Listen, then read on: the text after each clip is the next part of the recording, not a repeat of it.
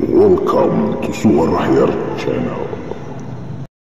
Harapannya ya besok mas, langsung 100%. Tapi mungkin kalau saya pribadi sih harapannya sekitar 1-2 bulan lagi sudah bisa. Tidak, mungkin cuma saya yang orang tua yang seperti itu, pasrah bongkoan gitu. Kalau di rumah baru PR-mu.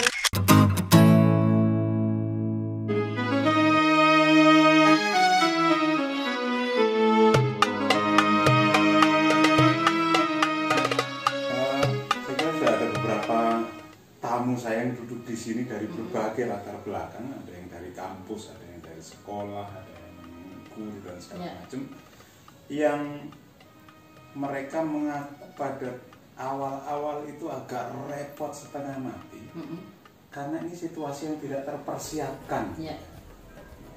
Kemudian secara bertahap sudah mulai membaik, orang sudah mulai mau, gampangnya di sekolah mau tidak mau orang mau belajar online, Kalau di hotel ada reservasi online yang kemudian jadi topangan utama atau? Kalau untuk bisnis sendiri sih sekarang ini masih kita sangat masih mix mas, maksudnya begini, belum sepenuhnya pulih yang pemerintahan, kemudian sudah banyak, kemudian corporate itu memang ada, tetapi yang seperti saya bilang tadi bergeliat tetapi belum balik. Masa adaptasi gitu. Ya, jadi kalau untuk booking ada yang corporate tentu saja kan sudah punya dengan kontak dengan kita maksudnya ya, itu ya tetap kontak dengan hotel. Begitu juga dengan pemerintahan atau kementerian gitu. Tapi kalau untuk online booking juga ada juga, karena kebetulan kita kan punya booking channel yang direct juga, akorhotel.com itu juga banyak dari sana. Ada juga tamu-tamu yang datang langsung, itu juga lumayan banyak juga. Berani memprediksi Mbak kapan akan pulih betul? Ini pertanyaan angel. Ya, sebenarnya tidak memprediksi, sebenarnya berharap Mas. Berharap, oke. Nah, prediksi saya sudah meleset soalnya. Ketika hal ini terjadi gitu ya, April terjadi itu, saya pikir paling lama Juni lah gitu. Paling lama Juni itu dalam artian Juni memang sudah normal seperti itu. Tapi ternyata belum. Gitu. Jadi kalau untuk memprediksi dengan kondisi masyarakat yang sekarang masih banyak penambahan gitu ya, kita harapannya sih masyarakat benar-benar sadar kalau memang ada kebiasaan baru ya, kalau nggak salah sekarang bukan normal lagi, ada kebiasaan baru gitu yang memang harus kita lakukan gitu, karena saya yakin ketika itu dilakukan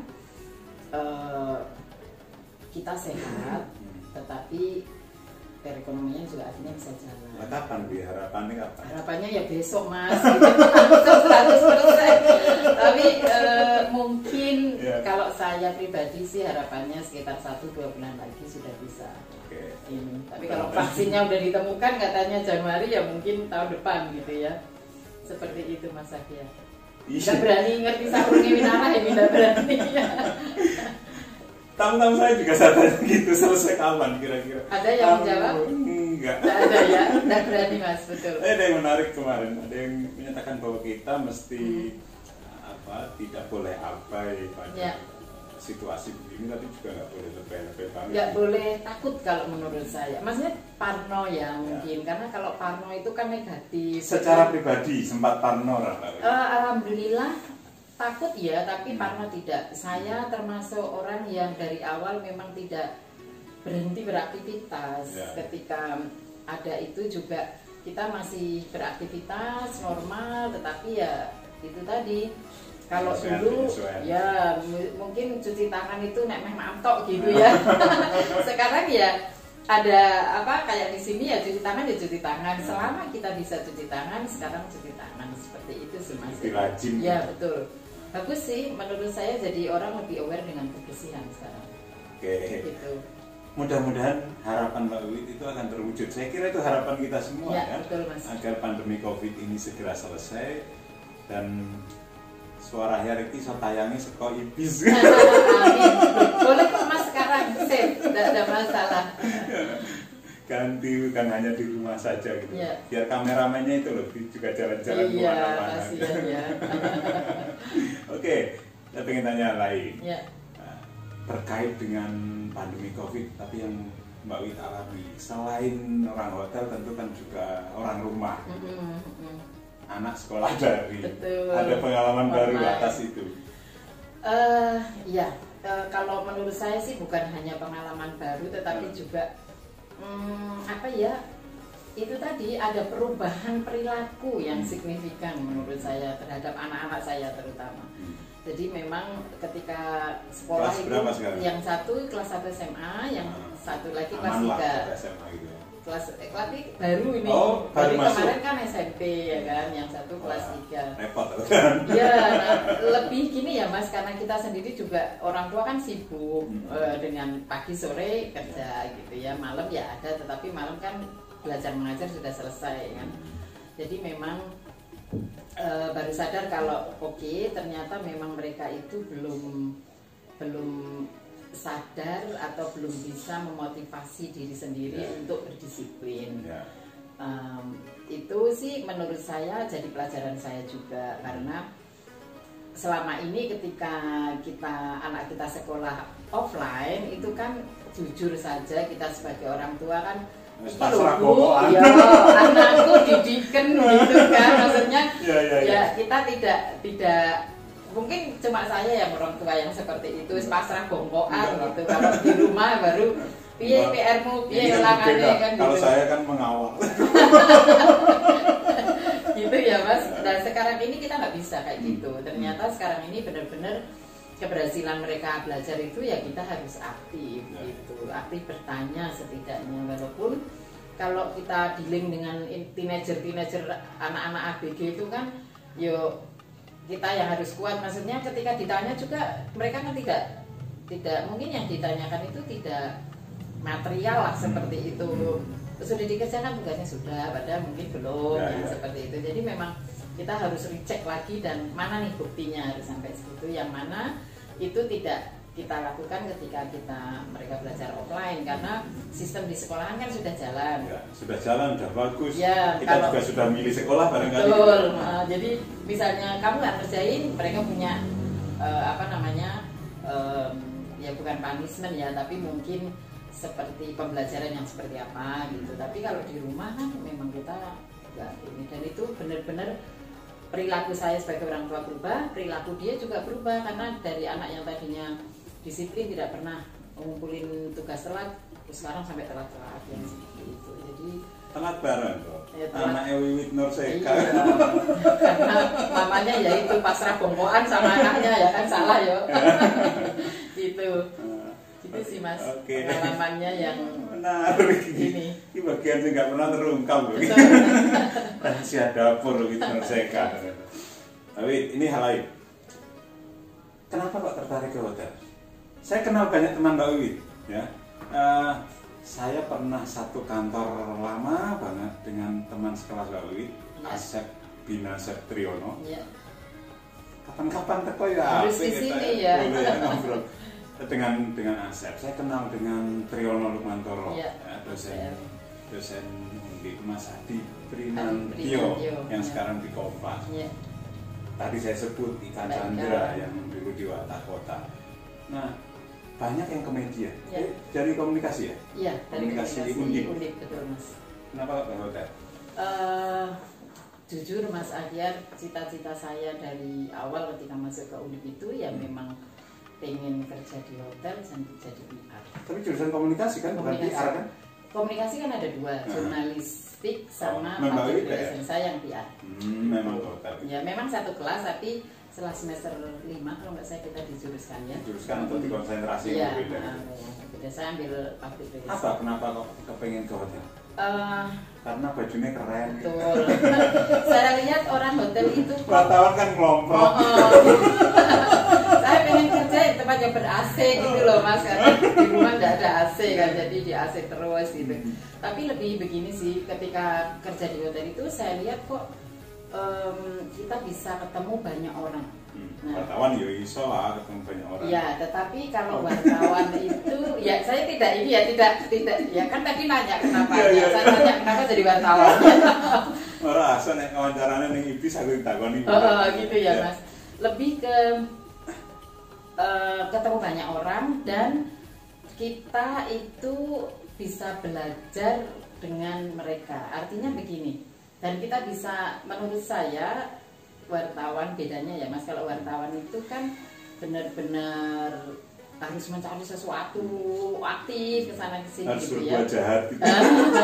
Harus digging, bertanya gitu. Dan itu mungkin juga memperluas wawasan, karakter terbentuk seperti itu. Nah itu sama sebenarnya.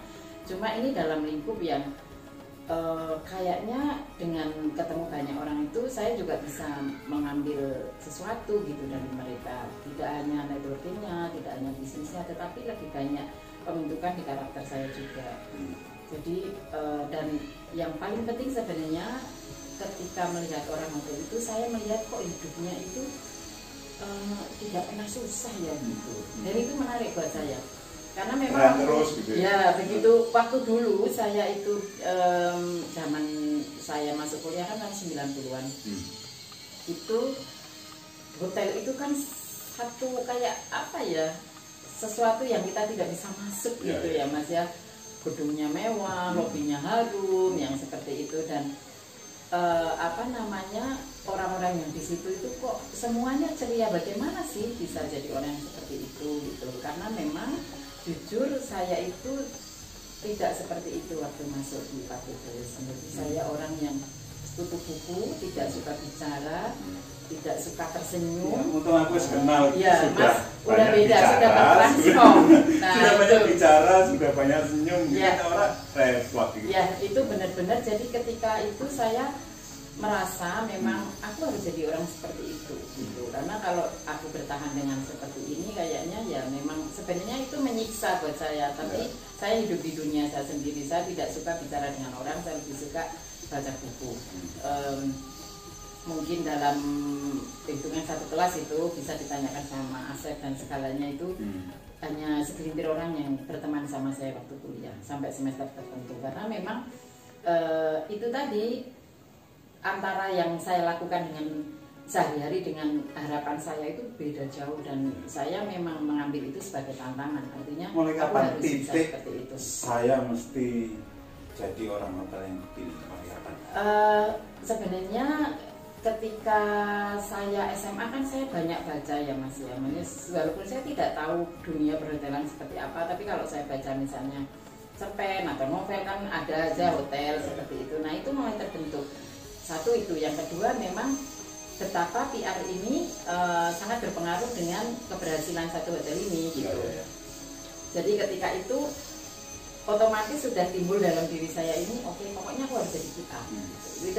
Tidak ada yang mengarahkan, tidak ada yang ini, tapi itu benar-benar cita-cita saya dari awal. Kalau mulai dan di hotel bukan di mana-mana.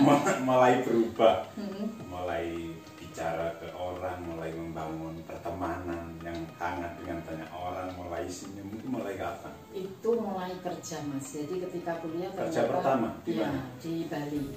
Di hotel apa? Di Novotel Benua Bali. Jadi memang begitu lulus, ya. Begitu lulus, itu saya langsung betul. Jadi total sudah berapa tahun di Novotel? Udah berpuluh-puluh tahun, seumurku wis Mas itu.